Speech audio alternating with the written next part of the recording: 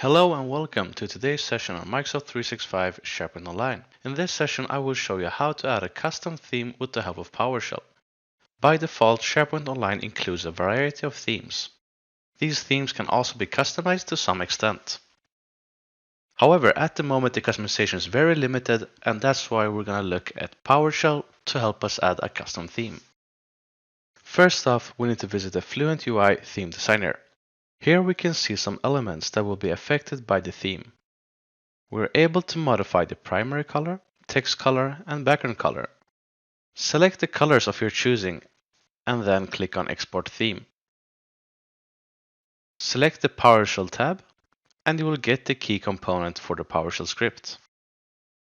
The script is fairly straightforward. We connect to the SharePoint admin site and use the color settings given from Fluent UI. Select the name for the theme and make sure that the palette variable is spelled correctly. And with that said, you are ready to go.